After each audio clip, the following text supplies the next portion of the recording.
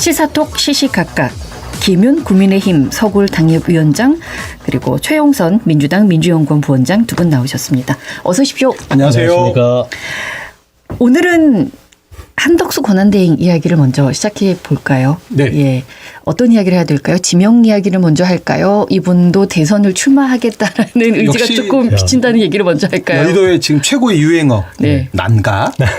난가. 나한테 기회가 오는 건가? 뜨거운 이슈입니다. 예, 국민의힘 쪽이죠. 난가. 오늘 뭐 들어보니까 네. 그 국민의힘 충청권 의원 60명 뭐 포함해서 한 60명이 모여가지고 한덕수 권한대행을 뭐 이렇게 영입해오는 뭐 그런 모임들이 막 만들어졌다고 하고 내일 정도에 뭔가 이렇게 행동으로 옮긴다라는 얘기가 있더라고요. 예. 처음에는 뭐 성일정 의원을 비롯해서 몇 명이 뭔가 여러 가지 논리들을 만들어내서 뭐 호남 출신이니까 한덕수 권한대행께서 뭐 충청권 의원들이 중심이 되고 한덕수 권한대행이 호남이고 대구 경북은 자기네일 거고 야 이러면 보면 필승의 전략 아니냐 뭐 이런 논리를 만들어서 지금 곳곳에다가 이거 어떠냐는 식으로 물어본다고 하더라고요. 예. 그러다 보니 한덕수 권한대행께서 그럼 난가? 라고 생각하신다고 소문이 많이 났고 최근에 제가 듣기로는 네.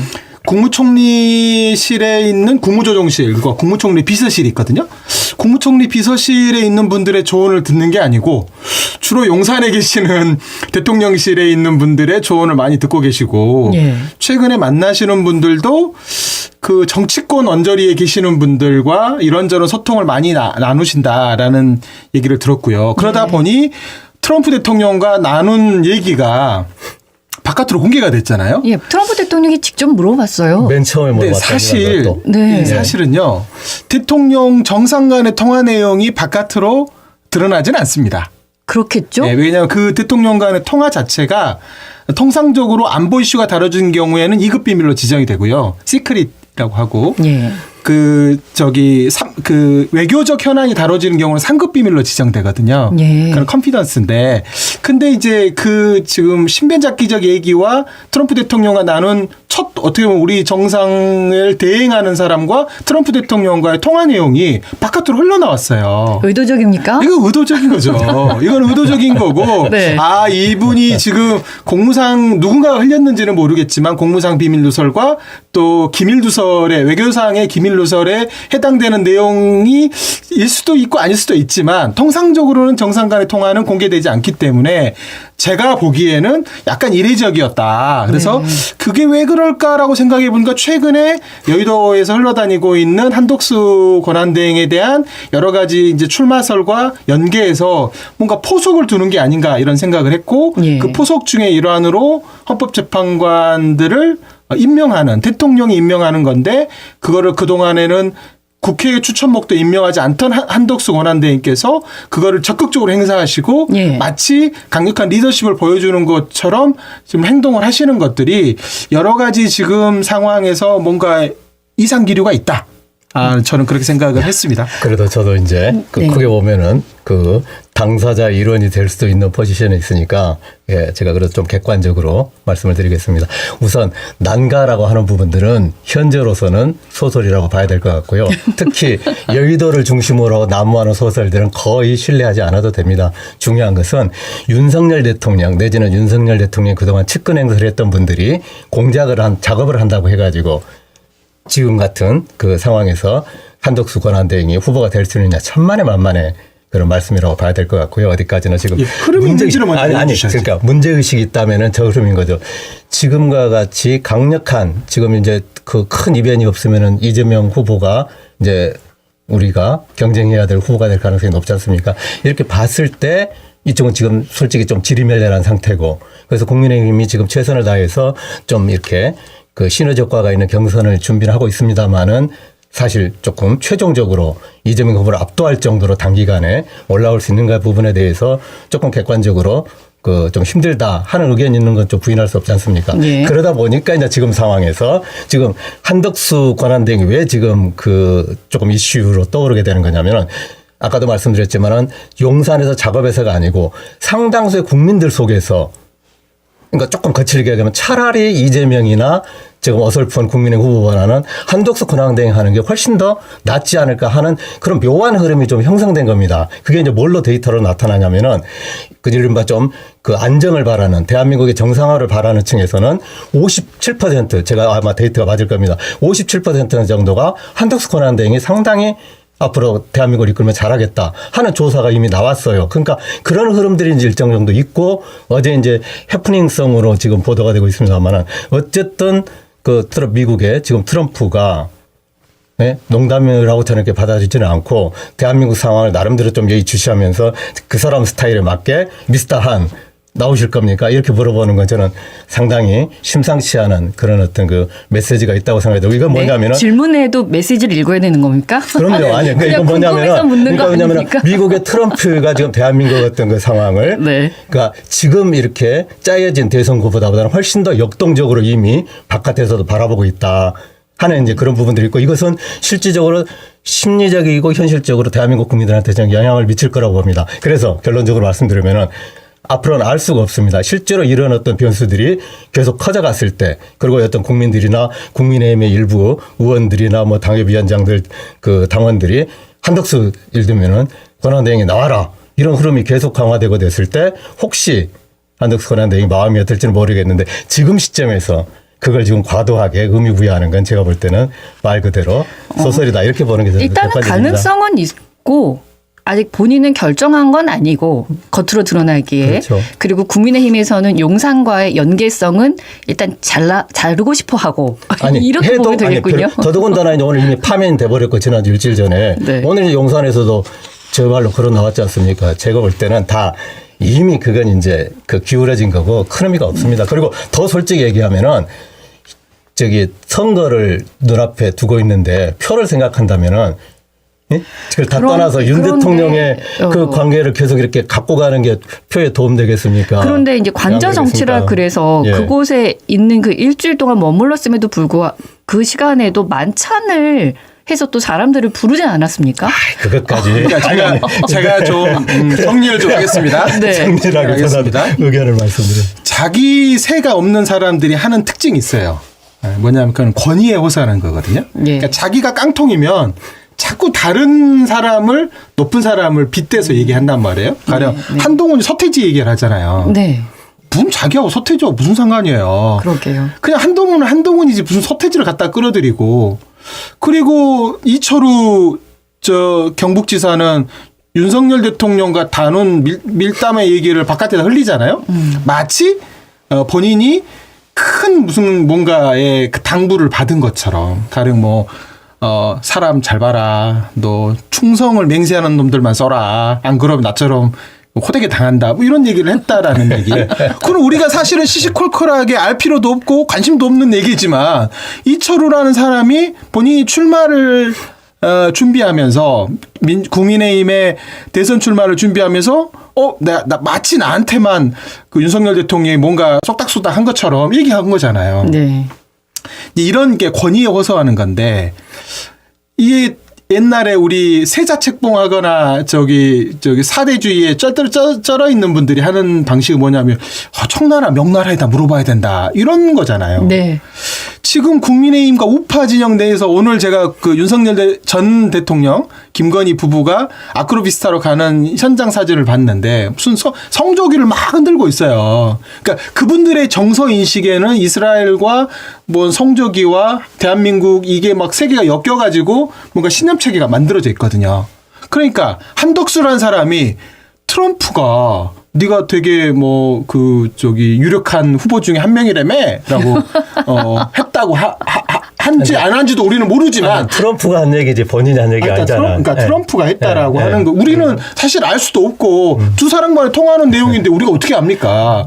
근데 그 얘기를 흘린단 말이에요. 네. 흘리는 이유는 뭐냐면 미국에서도 트럼프도 나에 대해서 되게 긍정적으로 보고 있다라는 거를 말 끊는 게 아니고 그러니까 이 대목에서 트럼프가 자기 트윗에 뷰티풀 잉글리시 하면 이걸 했기 때문에 알려진 거지. 그게 뭐 없는 얘기를 한 건 아니죠. 그러니까 그건 이제 팩트니까 그건 그래도 분명히 해야죠. 그게 뭐냐면 사실은 우리가 그게 관심도 없어요.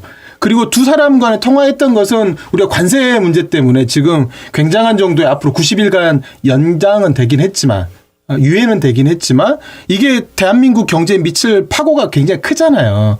그럼 그 문제와 관련돼서 우리 대한민국 정부가 우려하는 부분들을 전달했다라고 메시지를 내면 되게 오피셜하고 그건 대한민국 정부로서는 당연히 해야 될 일이라고 국민들이 인식한단 말이에요. 네. 근데 에피소드와 관련된 것들을 흘려버렸단 말이에요. 그러니까 그 내용이 싹 사라져버리고 마치 대선에 미국 대통령 여의도 그 워싱턴 정가가 관심 있게 보는 것처럼 했고 그리고 본인한테 뭔가 너도 출마하니?라는 식의 의중을 물어봤다라고 그걸 흘렸단 말이에요. 이제 그건 뭐냐면 제가 이 연장선상에서 보면 국민의힘 후보들은 윤석열 바짓가랑이 잡고 저 좀 어떻게 좀 해주세요. 나경원부터 시작해서 다 그렇게 하고 있고 한덕수는 머리가 약어가지고 이게 마치 미국에서도 본인한테 관심이 있는 것처럼 흘렸단 말이에요. 저는 출마할지 안 할지는 관심도 없습니다. 그렇지만 이제 수사도 받게 돼 있고 한덕수라는 사람이 지금 헌법재판소에 지금 그 재판관들을 임명하는 과정에서 또 헌법을 위반했는지 안 했는지에 대한 판단도 해봐야 되고 여러 가지가 좀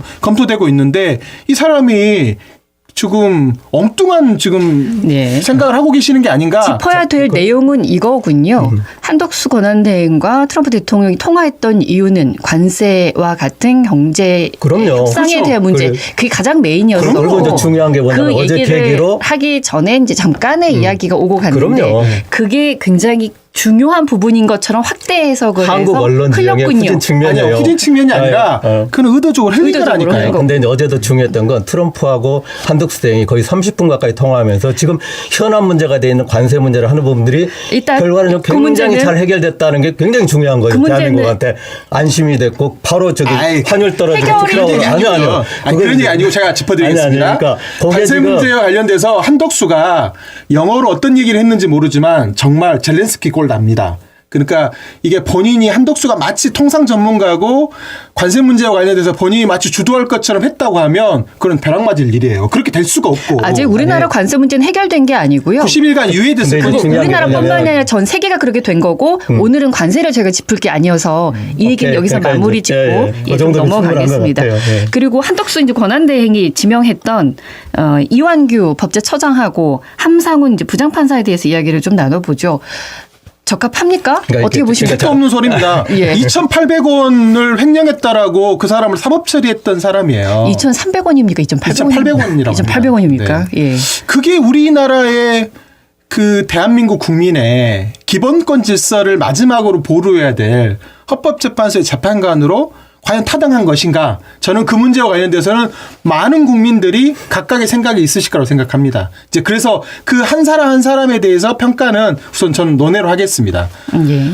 제가 짚고자 하는 것은 뭐냐면 국회 추천 몫에 대해서도 여야가 합의되지 않았다고 그거를 거부했다가 탄핵됐다가 헌법재판소에서 8명 재판관 모두가 그게 잘못됐다고 얘기는 했지만 중대한 흠결이 아니기 때문에 복귀시켜준 거 아닙니까? 예. 그러면 그 과정에서 본인이 했던 저질렀던 일에 대한 반성도 하지 않고 마은혁 재판관을 계속 미루고 이렇게 그냥 끌치질 끌고 왔었어요. 예. 그러다가 그냥 아무런 설명도 없이 그냥 본인이 그 한교안 그 권한대행도 2017년에 하지 않았던 일을 이분이 한 거예요. 네. 근데 이분이 그동안 뱉어놨던 말은 뭐였냐면 본인이 권한행사하면 안 된다라고 이건 대통령의 고유권한이라고 하면서 버텼던 분이거든요. 근데 어느 순간에 마치 지금 본인이 대통령인 것처럼 선출된 권력도 아닌 사람이 했단 말이에요. 그것뿐만이 아니라 지금 어떤 일들이 벌어지고 있냐면 공공기관장들의 인사에 대해서 막 지금 몰아치고 있어요. 알박기로. 네. 저는 이 한덕수 지금 권한대행이 뭔가 다른 생각을 하지 않고서야 이런 일들을 결행할 수 있을까 저는 그렇게 생각하고 특히 지금 법제처장을 지명하신 거는 이거는 윤석열의 대리인을 꽂아놓고 알박기 하고 온 게 아니라 대못과 전봇대 받고 나가겠다는 거거든요. 네. 저는 이런 방식으로 국민들이 지금 이제 여도 없고 야도 없는 상태인데 마치 무주공산처럼 돼 있는 이 상황에 한덕수 권한대행이 국민들이 위임하지 않은 권력들을 권한을 행사하는 것은 잘못됐다. 저는 그렇게 생각하고 이인규는 법제처장은 수사 대상입니다. 그러니까 이쪽 제가 좀 알겠습니다. 침착하게 네. 간단하게 말씀드릴게요. 이 문제는 결국은 한덕수 지금 대통령 권한 대행이 지금 임명할 지금 어떤 그 정당한 권한이 있는 거냐 하는 문제하고 제가 볼 때는 좀 마이너한 거지만은 지명된 이완구 어쨌든 지금 지명된 분이죠. 후보자. 과연 자격이 있느냐 이런 게 이슈가 되는데 저는 이거 이전에 더 중요하고 본질적인 문제가 있어요. 그게 뭐냐면은 대한민국은 지금 민주공화국이고 헌법재판소는 좀 굉장히 중요한 헌법기관 아닙니까? 한시도 공백이 있어서는 안 돼요. 그걸 4월 18일 날 2명이 나가고 이건 한시의 공백을 3개월 이상을 만든 집단입니다. 간략하게 말씀드릴게요. 원칙을 말씀드려요.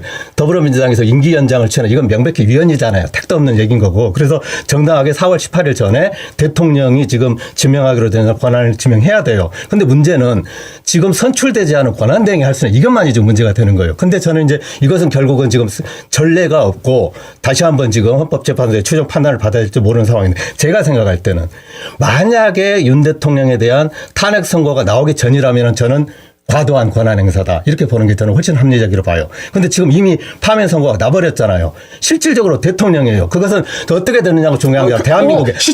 그러니까 이제 그렇게 표현하시면 안 됩니다. 그러니까 실제 대통령이 아닙니다. 의견이니까 들어보시라는 거예요. 그러니까 저는 이 부분에 대해서 저는 여야 무슨 진영 문제가 아니고 대한민국을 수호하는 차원에서라도 저는 대통령이 권한 행사를 해야 된다. 이 부분에 대해서 저는 대통령이 아니라니까요. 대통령이 아니라니까요. 그러니까 의견이잖아요. 그러니까 아니, 대통령이 아닌 사람은 왜 대통령이 지금은 사실상 근데 만약에 예를 들면 국회가 남침했다. 그럼 어떻게 해야 돼? 그럼에도 불구하고 대통령이 아닙니다. 아니야. 그렇더라도 그러면 그랬을 때 권한대행입니다. 국권 통수권을 그럼 누가 행사해야 돼? 아니, 대통령이 아닙니다. 바로 질문을 두 드릴게요. 분 잠시만요. 제가 잠깐 대통령이 아닙니다. 두 분 제가 잠시 정리하겠습니다. 의견이지. 제가 잠시 정리하겠습니다. 그래요. 예. 김윤 당협위원장의 말씀 중에 예. 실질적으로 대통령이다. 지금은 한덕수 그렇다는 권한대행이라고 거죠. 하신 말씀은 네. 김윤 당협위원장의 개인적인 생각을 밝히신 거고 그리고 이렇게 생각하는 분도 많다는 거죠. 저희는 동의하지 않습니다. 그렇죠. 저희는 동의하지 않습니다. 아니 법률적으로 아니야. 미국처럼 정부 통령제가 있어서 대통령 권위 시에는 부통령이 대통령의 권한을 고리받는 거하고 다른 얘기라니까요. 하나의 가정적 질문이지만 국회가 남침했을 경우에 그러면 국군 통수를 한덕수 권한대행이 합니까? 지금 누가 합니까? 누가 해야 돼? 바로 묻잖아요. 위원장님, 얘기하지 마시고. 위원장님 이야기가 너무 옆으로 새가지고 제가 아니, 같은 얘기이기 줄기를 가지고 같은 가겠습니다. 일단은 이제 한덕수 권한대행께서 2명의 헌법재판관 후보자를 지명한 것과 관련해서 권한이 있느냐 없느냐가 이제 문제가 되고 있는 거고, 그래서 지금 헌법재판소에 가처분 신청을 일단 내놨고요. 권한쟁의 심판을 지금 내놨죠. 결정이 나오겠죠. 네, 나올 거라고 보여지는데 대부분의 국민들은 여기서 이제 울분을 토하고 있죠.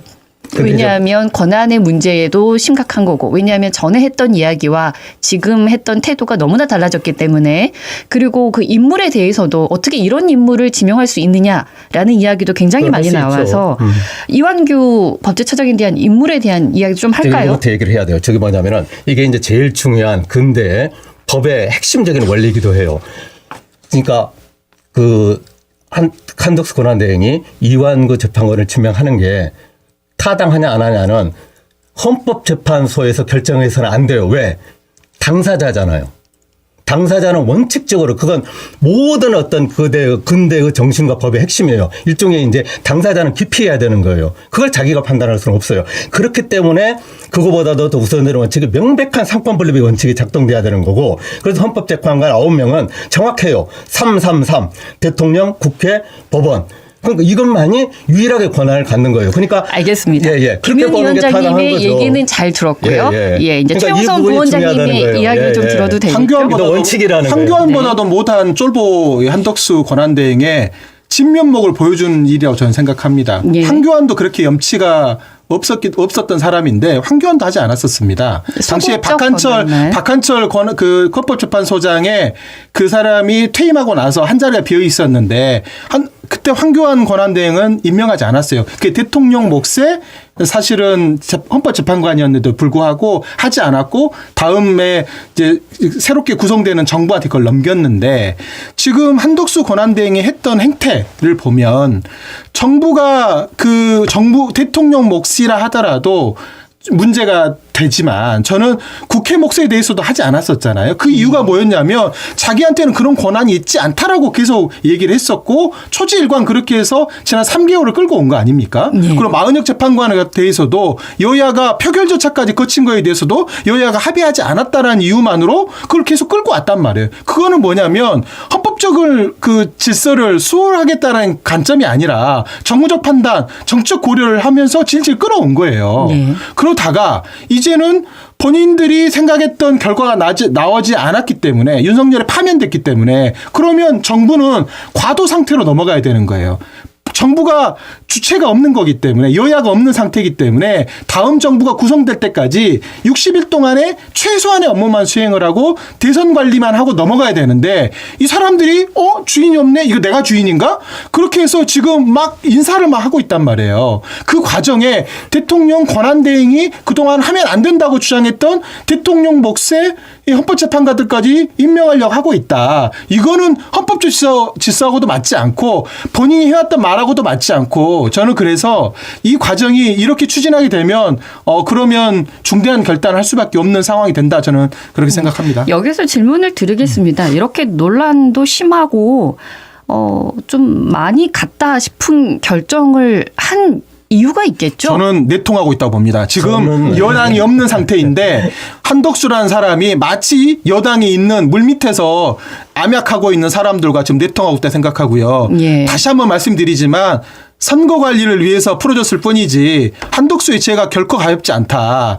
헌법재판관들이 윤석열 탄핵할 것을 이미 결정을 해놓고 그렇게 되면 60일 동안의 대선 관리를 꼼꼼하게 해야 되는데 그런 문제에서 문제가 생길까 봐 내놓은 것이지 그 사람의 죄는 가볍지 않다 생각하고 이번에 또 한 번 죄를 지면 안 된다고 생각합니다. 어디까지 예단이고 제가 거듭 강조하고 싶은 것은 저는 이것이 그 사람을 임명하는 게 옳으냐 그러냐는 명백히 저는 부차적이고 대통령으로서 저는 기관으로서 대통령은 당연한 책임을 해야 된다. 그러니까 그게 더 중요하다. 대통령은 아닙니다. 그 부분에 관한 건 이제 다른 의견이라고 저는 보여진다. 너무나 큰 차이여서 제가 다시 한번 말씀드리지만 국민에 의해서 선출된 사람만 대통령이라고 할 수 있는 거고요. 이거는 전혀 그렇지 않아서 다시 한번 말씀을 드리겠습니다. 벌써 시간이 많이 돼서 1부는 이렇게 마무리 짓고 저희 두 분과 2부 계속 이어가겠습니다.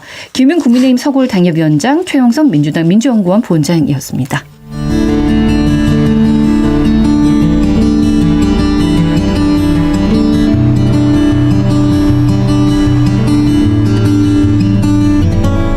시사톡 라이브 MBC 라디오 철망이 필요하십니까? 신뢰와 기술력으로 KS 제품을 인정받은 대양 철망, KS 낙석보호막, KS 돌망태, 울타리 자재 등 각종 철망을 직접 생산하는 대양 철망. 철망은 역시 나주시 삼포면에 위치한 대양 철망. 나주 337-4747. 임금 문제, 산업 재해, 직장 갑질과 해고 등 노동법률 상담과 도움이 필요할 때 광주 노동권익센터를 찾아주세요. 모두가 행복한 안전한 일터, 광주광역시와 노동권익센터가 함께 만들어갑니다.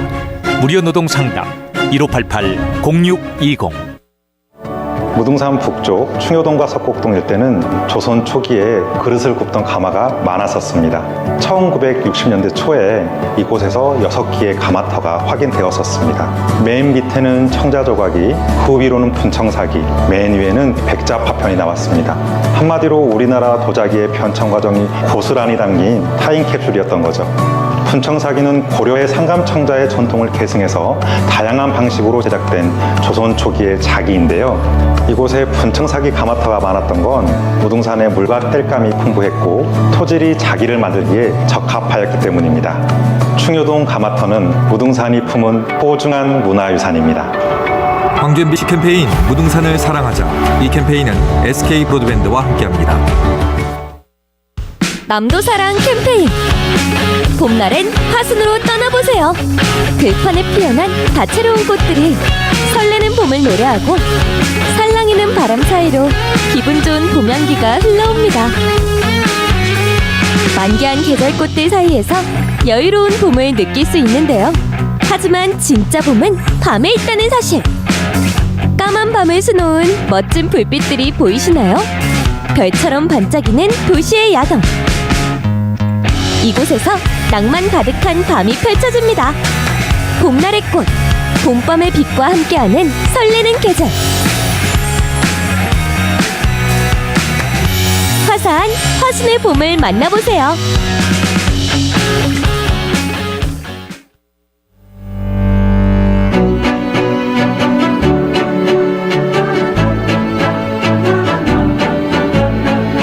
여러분은 지금 퇴근길 시사 프로그램 시사톡 라이브와 함께하고 계십니다. 의견 주실 분은 짧은 글 50원, 긴 글 100원의 정보 이용료가 들어가는 문자메시지 샵 2626번이나 유튜브 라이브 채널 광주 보라에서도 댓글로 참여하실 수 있습니다. 끝까지 시사톡 라이브와 함께해 주세요.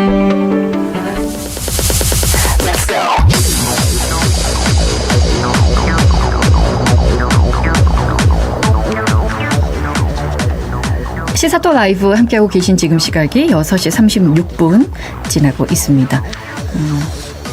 최용선 민주당 민주연구원 부원장, 김윤 국민의힘 서울당협위원장과 2부도 이어가겠습니다. 왜 이렇게 현안이 저는 많이 줄었다고 생각했는데 저희가 더 격해지고 있습니다. 그 이유는 대선으로 가고 있기 때문입니까? 네. 금요일로 저희가 옮겼잖아요. 네. 근데 금요일날 이상한 일이 많이 생겨요. 아니, 그러니까 아니 금요일을 바꾸고 나서부터 금요일 날에 무슨 일이 많이 생기는 거예요. 이것도 그렇죠. 지난주에 딱 우리 할 때 파면되고 네, 오늘 딱 일주일 만에 저기 용산에서 윤석열 나오고 대통령 집 좀 빼고. 그러잖아요. 아, 네. 집 빼고 이야기 할까요? 네. 아니 뭐 아니 저기 근데 아니 요 얘기는 좀 하려고 합니다. 네. 제가 윤석열 대통령을 이제 처음 본 게 결국은 옛날에 박근혜 대통령 시절에 당시에 그 국정원 댓글 사건 수사하다가 파면 그 이제 해직되고 막 예. 쫓겨나고 막 이럴 때 국정감사장이 와가지고 나는 사람에 충성하지 않는다 그런 표현을 쓰셨잖아요. 네. 그 충성이라는 표현을 윤석열 대통령이 되게 좋아하시는 것 같아요. 충성. 네. 근데 이제 검사들은 윤석열 전 대통령으로 정정. 전 대통령. 예.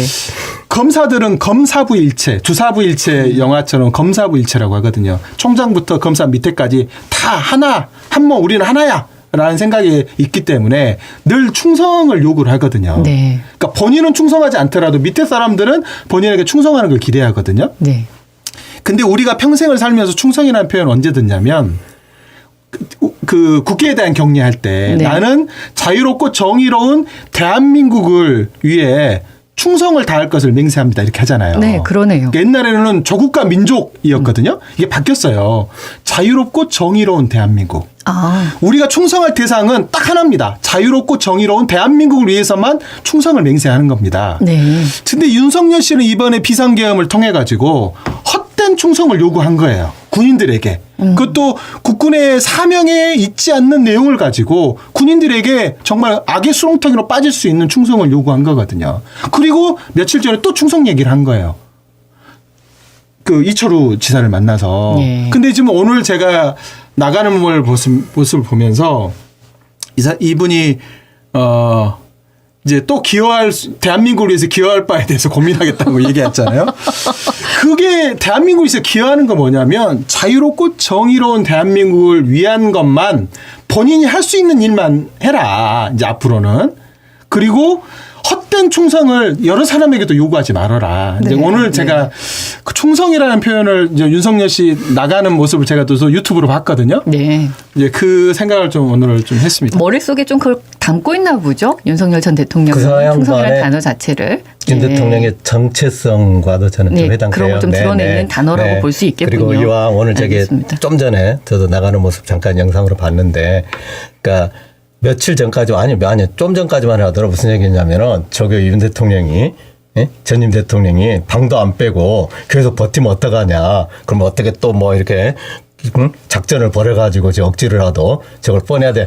그런 식의까지 저 얘기하는 것을 보고 저는 얼마든지 윤 대통령에 대해서 비난하고 그럴 수는 있지만은 그래도 저는 명색이 대한민국의 일국의 대통령인데 그렇게까지 망상을 품은 것은 좀 아니었다고 보여지고. 왜냐하면 문재인 전 대통령이 임기를 마치기 하루 전에 호텔로 가서 주무셨잖아요. 제가 그날 정말 피가 거꾸로 쏟았는데요. 네. 제가 그날 그 현장에 갔거든요. 왜 쏟았냐면 왜 밤을 거기다가 하루 전에 뺐어야 간이 화장실을 관저 앞에다 갖다 놨어요. 네. 빨리 나가라고. 이게 지금 시민들이 이제 들어오기 때문에 그러니까 이제 그런 모습이 이게 어떻게 보면 전임 대통령에 대한 예우 차원도 아니고 무슨 청와대가 무슨 악기가 씌었습니까? 거기가 뭐가 잘못된 게 있습니까? 왜 그렇게 그 난리를 치고 그런 일들을 저질렀을까? 근데 왜 바로 그 다음 날 또 공개를 해야 되느냐고요. 그러니까 이제 그런 거죠. 예. 그러니까 그 정도로 거기가 무슨 본인들이 생각하기에는 뭐가 막아 낀 곳이었는지는 몰랐겠지만 우리가 국민들이 생각하기에는 당신이 그 저질러 놓은 한남동 일대가 앞으로 두고두고 역사책에 나올 막아 낀 공간이 될 거다. 하여튼 그래도 이제 본인이 제가 생각할 때는 네. 그러니까 지난주 딱 일주일 지났는데 본인이 실제로 이제 이거 어디까지나 이제 김윤의 추정에 불과하지만은 본인이 파면 안 될 수도 있겠다라는 기대를 실제로 했던 것 같아요. 그동안 보면. 그래서 이제 결국 일주일 걸렸는데 제가 볼 때는 어쨌든 윤 대통령 측에서는 제가 생각할 때 최대한 빨리 그냥 이렇게 나오는 방향으로 정리했다고 보여지고 일단은 이제 국민들은 그 문 전 대통령의 하루 전에 호텔 가서 주무신 것과 이번에 일주일 이상 그 8일 있었죠. 이것과 겹치면서 더 이제 화가 났었던 부분이 있었죠. 그리고 이제 윤석열 전 대통령 이야기는 조금 넘어가서 이제 이분이 용산으로 집무실을 옮기면서 지금 너무 혼란스럽게 돼 있지 않습니까? 청와대는 청와대대로, 네. 용산은 용산대로. 네. 그렇다면 집무실을 어디로 가야 되는지 네. 이 이야기를 좀 해보죠. 그건 지금 이제 앞으로 중요한 쟁점이 될 건데요. 그러니까 저는 이 최초의 탄핵에 이르게 된 시작은 청와대를 급격하게 대통령 집무실을 용산으로 옮기고 예. 그 용산이 어딥니까? 용산이 이른바 한미연합사와 군 부대가 그동안 다 주둔하고 있었던 곳이고 국방부가 있는 곳인데 국방부 안으로 들어가서 이른바 군인들에게 이 윤석열에 대한 충성을 강요하면서 이 사단까지 이루어진 것 아닙니까? 예. 그리고 그 과정에 굉장히 과도한 정부의 비효율성들을 나타나게 만들었거든요. 지금도 청와대 영빈관과 상춘대는 쓰고 있어요. 네. 그리고 용산으로 옮기면서 용산에 있던 국방부를 다 흐트러뜨려 버려가지고 거기 한 7,000명 정도가 그 전에 국방부 인력들이 근무하고 있었는데 이게 막 뿔뿔이 흩어지고 2차, 3차 연쇄적인 파급 효과가 미쳤거든요. 예. 그리고 이제 결국 거기에 드래곤 힐 라츠라는 그 호텔이 있는데 그 호텔도 이제 주한미군하고 협의해가지고 뒤로 빼려다가 그게 다 멈춰 있는 상태예요. 그렇게 되면 용산으로 이전하는 용산의 이전 비용이 한 1조 원 이상 플러스 알파가 이제 더 들어갈 판이었는데 우선 여기서 멈춘 거는 저는 정말 다행이라고 생각하고요. 지금까지 들어간 예산도 지금까지 들어간 수천억이죠. 예. 그리고 지금 합참도 추가적으로 합참 건물 짓겠다고 3천억을 요구했고 뭐 지금 추가적으로 예산되는 게 정말 많은데 어떻게 해야 돼 앞으로? 지금 이제 멈춰야 되고요. 예. 멈춰야 되고 우선은 지금 관습원법 문제가 남아 있지만 여야가 공이 세종으로 가야 되는 거 아니냐라는 이제 논의가 시작될 거라고 보고요. 그 전에라도 용산으로 다시 들어가지 않겠다라고 하고 지금 밝히고 있는 후보들이 점점 늘어나고 있습니다. 네. 국민의힘 내에서도 4-5명이 그렇게 의사표현을 하신 거로 알고 있고 이재명 대표도 지금 민주당 내에서 그런 의견을 표명을 하고 있는 상황입니다. 그래서 그게 어떻게 가능할 것인가에 대한 지금 로드맵들을 각각이 다 만들고 있다고 생각하는데 저는 이 60일간의 조기 대선 과정에 그 문제가 전면적으로 전 드러날 거라고 생각하고 저 개인적으로는 대안이 있습니다. 아, 그렇습니까? 집무실뿐만이 아니라 관저도 해결할 수 있는 대안이 있고 그다음에 비서동 청와대 그러니까 대통령 비서실과 국가안보실에 행정관들이 근무할 수 있는 그 공간의 문제도 다 해결할 수 있는 그런 문제들을 해결할 수 있는 대안이 다 있다. 그렇기 때문에 이제는 그 대안들을 가지고 국민들을 설득하고 그리고 궁극적으로는 행정수도와 우리가 지금 국가 균형 발전과 그리고 그동안 관습헌법 때문에 20년간 논의가 중단됐던 행정 수도 문제들을 좀 이제 본격적으로 논의할 때가 됐다고 생각합니다. 네, 세 가지 가능성이 있는 거잖아요. 예. 그런데 지금 다 문제가 있어요.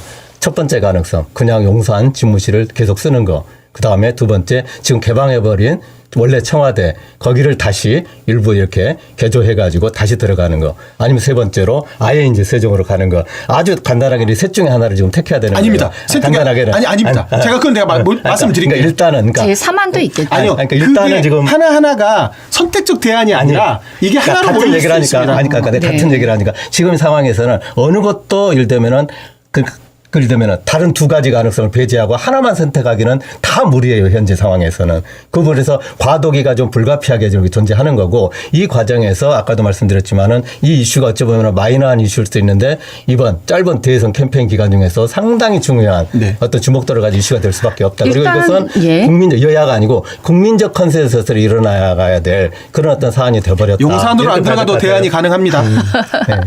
일단 어쨌든 뭐, 집무실이 갖는 의미는 뭘까요? 그러면 이 시점에 뭐 집무실이 뭐 국민들에게 뭐 소통되고 열린 공간이 되고 뭐 이렇게 윤석열 씨가 얘기하고 용산으로 갔잖아요. 근데 거기다 궁궐을 쌓고 산성을 쌓았던 거 아닙니까? 예. 그렇게 하지 않고도 대통령은 우선 정부 종합청사에서 지금 각종 회의들을 하고 있습니다. 예.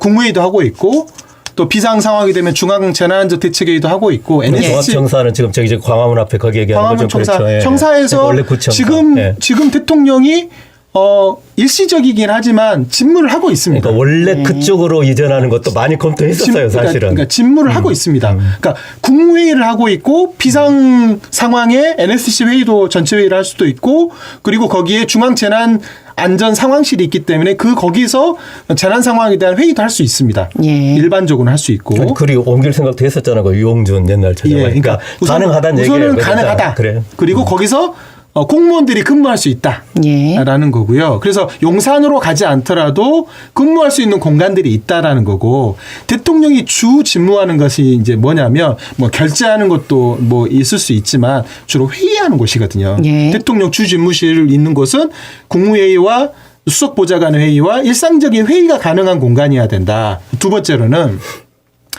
우리나라의 대통령이 해야 될 것 중에 군통수권이 있잖아요. 군통수권 두 개로 나눠집니다. 하나는 위기관리의 상황에 대한 대통령 지휘가 가능해야 되고 예. 전시 상황에 대비한 비상계획이 가능해야 되는 이 두 가지가 군통수권자로서 해야 될 일들인데 네. 그러려면 상황이 발생하게 되면 대통령이 1시간 이내에 국가의 주요한 그 지도자들을 과 회의를 할 수 있어야 돼요. 예. 그 회의 공간이 이제 위협으로부터 보호가 돼야 되기 때문에 통상적으로는 지하 벙커에서 모든 군 관련된 지휘자들을 연결할 수 있는 그런 시설들이 있어야 되는데 네. 지금 그렇게 회의를 할 수 있는 공간이 있습니다. 있기 때문에 이제 제가 다시 말씀드리지만 용산으로 들어가지 않더라도 대통령은 직무를 할 수 있다. 대통령의 비서진들은 예. 대통령과 근접거리에 있지 않더라도 우선 논의가 가능하다. 예. 물론 제일 좋은 것은 대통령 같이 있으면 좋겠지만 청와대만 하더라도 예전에 대통령 본관에 있는 그 집무실과 주 집무실과 대통령 비서동 간의 이격거리가 600m입니다. 예. 600m가 떨어져 있는 공간입니다. 예. 그러니까 600m냐 700m냐 1km냐는 중요하지 않습니다. 이격거리가 있는 곳에서 근무를 예전에 했다라는 것이고 문재인 대통령 때는 여민일관이라고 하는 대통령의 부집무실이 있습니다. 그 집무실에서 대통령 비서실장과 같이 근무하셨죠. 예. 그때는 이격거리가 거의 없었던 시절이었는데 다시 이제 말씀드리지만 이격거리는 100m냐 1km냐는 중요하지 않다. 대통령이 지휘할 수 있는 지휘의 채널이 만들어질 수 있느냐. 그것만 있으면 되고 두 번째로는 아까 비상 상황에 군통수권자로서 즉각적인 지휘를 할 수 있는 회의 공간. 그 공간이 위협으로부터 보호될 수 있는 공간이 있느냐. 이것만 따지고 보면 대안은 얼마든지 있다. 저는 그렇게 말씀드리는 거고 예. 아까 김윤 위원장이 말씀하신 세 번째 대안. 세종으로 가는 거. 그거는 장기적 목표고 예. 지금 선택지가 아닐 수 있습니다. 그렇기 때문에 그거는 우리가 지향으로 가령 이재명 대통령이 된다면 이재명 대통령 시절에 우리는 전체 대통령이 행정수도를 세종으로 이전하는 거를 우리는 국가적 목표로 한다라는 것들을 지향으로 놓고 시간을 걸리더라도 거기다 건물도 지어야 되고 이러잖아요. 예. 지금 세종시에 국회 본관이 옮겨갈 공간도 있고요. 대통령 집무실 비서동이 공격할 공간도 마련돼 있습니다. 땅은 마련돼 있습니다. 예. 이제 건물을 지을 거냐 말 거냐만 결정하면 되는 겁니다. 근데 알겠습니다. 이거 마음을 좀 내려놓고 생각하면은 굳이 그러면 윤 대통령이 아무리 밉다고 그래도 어쨌든 그게 무슨 사적 공간이 아니잖아요. 명백히 대한민국의 헌법과 다 세금을 가지고 그 대통령실을 꾸며놓은 건데 어떤 그 안보 문제까지를 최대한 고려해가지고 그걸 또 너무 그냥 쉽게 아니 그렇게 쉽게 무너뜨린 사람이 뭐냐면, 윤석열 씨 아닙니까? 지금 어쨌든 그게 끝났잖아요. 그런 상황에서 또 다른 대안을 또 인위적으로 하는 부분들도 과연 바람직한가 저는 그러니까 배제하는 게 아니에요. 하는 부분들도 조금 더 이제는 차분하게 생각해야 된다. 제가 무슨 말씀 드리는지는 상징성이 그러니까 윤 대통령 밉다고 아닙니다. 윤 대통령 밉다고 한 게 아니라 하여튼. 대통령 집무실은 상징성이 있어야 됩니다. 우리가 백악관이라고 했을 때는 대통령 집무실이기도 하지만 전 국민과 전 세계의 지도자들이 백악관이 뭘 의미하는지를 알죠. 하얀 건물을 이야기하는 게 아닙니다. 상징성 엘리제궁을 우리가 얘기할 때 엘리제궁이 그것이 그냥 하나의 건물이기도 하지만 국가의 정수가 상징적으로 표현되는 공간이기도 하거든요. 그래서 그걸 깨버린 윤석열 씨가 잘못된 것이고 그것이 상징적 권력이 아직은 3년 만에 되지 않았기 때문에 우리도 말을 쉽게 얘기합니다. 청와대라는 표현을 자주 쉽게 얘기하거든요. 예. 수십 년 동안에 그게 상징 권력으로 있었기 때문에 그 표현을 쓰는 것이지 3년 만에 대통령 집무실을 바뀌었다고 해서 그게 갑자기 사라지는 건 아니죠. 지금도 청와대로 1번지가 그대로 있습니다. 저희 프로그램 이름이 너무 소중하거든요. 그런 느낌인 것 같아요. 사람들의 뇌리에 이미지에 이런 것들이 각인되기까지는 오랜 시간이 걸려서 들어졌으니까 국민들과의 좀 새로운 저는 좋은 합의가 이루어졌기를 바랍니다. 집무실이라는 것이 집무만 보는 것이 아니고 또 대한민국을 상징하는 거기 때문에 위엄도 당연히 갖춰야 되는 모든 국민들에게 좀 존경도 받을 수 있는 그런 공간이 돼야 되지 않을까라는 좀 생각이 들고요. 대선 짧게 좀 해볼까요? 국민의힘 경선 룰이 확정이 됐죠. 확정됐습니다. 예, 어떻게 됐습니까? 네, 그러니까 1차 서류 심사하고 근데 아마 지금 그 후보로 도전하는 분들이 10분을 실제로 넘을 것 같아요. 다 지금 포함해가지고 그래서 그건 간단하게 서류 심사하고 토론하고 나서 이제 국민 여론조사로 일단 4명 뽑습니다. 그래서 4명 뽑아서 이제 2차전에 들어가는데 만약에 2차전에서 과반수를 넘는 분이 나오면 거기서 끝나는 거고 과반수를 못 넘으면은 다시 2명을 1, 2등 가지고 결선 투표를 해서 5월 3일 날 끝내는 걸로 일단 룰이 세팅이 됐습니다. 근데 이제 문제가 되는 게 첫 번째 이제 100% 국민 여론조사의 명목이거든요. 근데 이제 이른바 역선택을 좀 방지하는 그런 조항을 넣기 때문에 온전한 의미의 100% 국민 경선이 될 수 있는 거냐 이렇게 이제 예를 들면은 유승민 전 의원 같은 경우는 문제 제기했고 물론 이제 안철수 의원 같은 경우에는 우선 이제 펠레가 누가 이렇게 막 태클 건다고 볼 넣는 거 아니고 농부가 밭 탓하는 거 아니니까 분리해도 참여하겠다 했지만 유승민 의원 상당히 고려하는 것 같습니다. 1차 경선에 4명이면 누가 될 거라고 예상하십니까? 저는 3명은 현재 추이가 거의 갈 것 같고 그러니까 저기 한동훈 전 대표하고 김문수 장관은 분명히 4명 안에 들어갈 거로 보여지고 나머지 이제 제가 볼 때는 유력한 분이 4분 있어요. 홍준표 지금 대구시장 이제 전 대구시장이 됐죠. 오늘 사퇴했으니까 그다음에 오세훈 서울시장 그다음에 안철수 의원 유승민 전 의원 넷 중에 저는 2분이 할 가능성이 매우 높다. 근데 현재 좀 추이로 보면 약간의 저희 희망사항도 있지만은 열흘은 짧지가 않고 지금 예를 들면 홍준표 시장이나 오세훈 시장이 이렇게 잠재적으로 끌어올리기가 쉽진 않아 보인다. 이렇게 보여집니다. 알겠습니다. 민주당은 아직입니까? 민주당은 지금 특별당규를 개정을 좀 해야 되거든요. 게임의 룰, 경선 룰을 확정을 해야 되는데 국민 참여 경선을 할 거냐, 국민 경선을 할 거냐가 아직 논란이 좀 정리가 안 됐어요. 근데 이제 오늘까지 회의를 했는데 저도 이야기를 한번 좀 들어보니까 국민 참여 경선으로 갈 것 같아요. 이제 그 말은 뭔 말이냐면 지금 대의원들 권리당원 250만이거든요.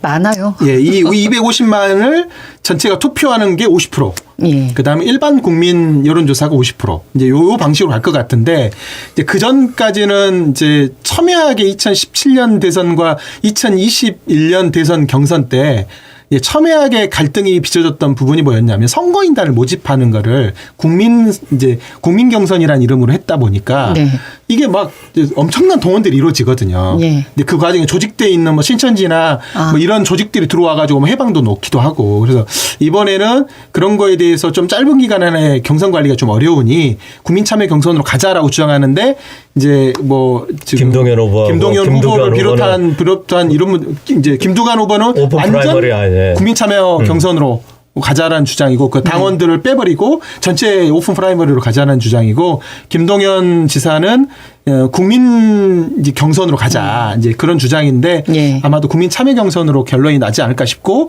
다음 주에 이제 결론이 나면 저희는 지금 후보들이 많지 않아서 예. 컷오프가 없이 지금 들어오려고 하는 후보들을 전체가 다 경선까지 가서 5월 3일까지 후보를 결정하는 방식으로 가지 않을까 이렇게 생각을 근데 하는데 내가 지켜보는 입장이 좀 조금 우려되는 건 객관적으로 예를 들면은 권리당원 투표 권리당원들 50% 차게 되면 사실상 다른 후보들은 들러리 서는 게 누가 보더라도 분명한데 아니 권리당원 그 250만 명입니다. 아니 그러니까 그 어떻게 생각해 그 들러리를 서려고 할까 그래서 그나마 재미도 없는데 그럼 평소에 잘하셨어야지. 평소에 잘해야지. 근데 선거 시험이 곧 닥쳤는데 갑자기 그 얘기를 하면 안 되죠. 네, 그래서 저는 선거를 재미로 하는 건 아니기 그러니까 때문에 우리는 바랍니다. 네. 재미없고 우리는 다이나믹하게 우리 해보겠습니다. 마무리는 아름답게 네. 하시죠. 네, 네. 인사해 주십시오. 네, 감사합니다. 감사합니다. 네. 차영선 민주당 민주연구원 부원장, 김용 국민의힘 서구월 당협위원장과 정치 이야기 했습니다. 고맙습니다. 고맙습니다. 언제 어디서나 내 손 안의 뉴스 광주 MBC 뉴스 유튜브 구독으로 함께하세요.